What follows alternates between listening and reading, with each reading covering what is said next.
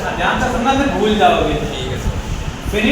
Infinitive non infinite verb में ये तीन ही प्रकार के हैं। नॉन इन्फिनिट जो भी वर्ब आएंगे उनमें तीन है, इन्फिनिटिव, जीरंड और पार्टिसिपल। इन्फिनिटिव में क्या होता है, याद भी कर लीजिएगा।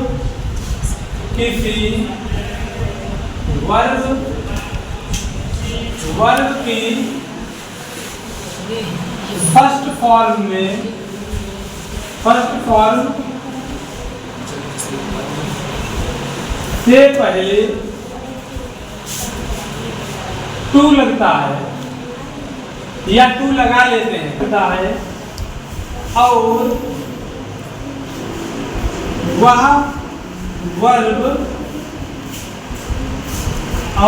मतलब क्या हो जाएगा, टू प्लस वर्ब हो जाएगी, और वह किसी वाक्य में, ये अपनी लैंग्वेज में है, समझने के लिए लिखा है, किसी वाक्य में एडजेक्टिव,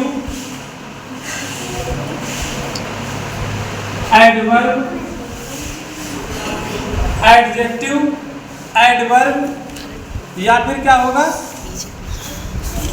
नाउन का काम करने लगेगा। नाउन जानते हो तरीके से कर्ता के रूप में, या नाउन का कार्य करता है,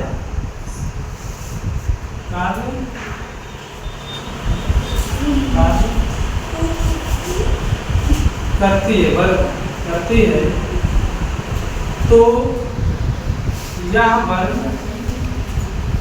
इन्फिनिटिव वर्ब कहलाती है।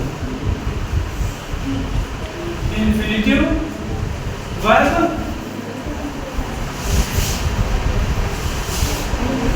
कहलाती है।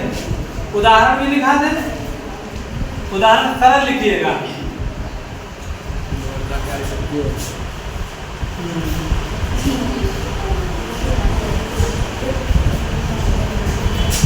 फॉर एग्जाम्पल में लिखिए, टू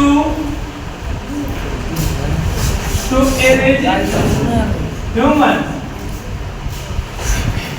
टू एर मतलब क्या होता है, गलतियां, जो गलती होती रहती है। टू एर इज ह्यूमन, यानी कि मनुष्य क्या है, गलतियां ही है, मतलब गलतियों का पुतला है, यानी कि मनुष्य में गलतियां हैं, मनुष्य गलतियां ही करता है। तो अब ये क्या है, एर क्या है, गलती, ये एक प्रकार की क्रिया है, वर्ब है, वर्ब के पहले टू लग गया, तो अब ये टू एर इज ह्यूमन, तो ये किस रूप में कार्य कर रहा है, टू एर ये किस रूप में है, नाउन है, एडजेक्टिव है या एडवर्ब है, बताइए, नाउन के रूप में काम कर रहा है या एडजेक्टिव या एडवर्ब, बताइए।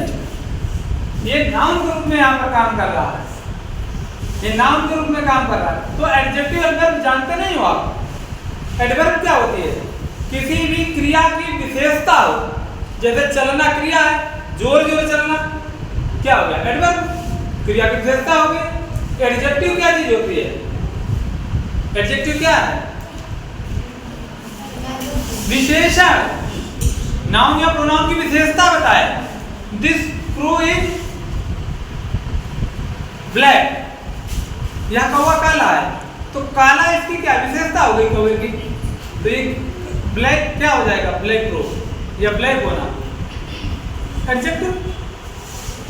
ठीक है, आप समझ गए, टू एर इज ह्यूमन, ठीक है।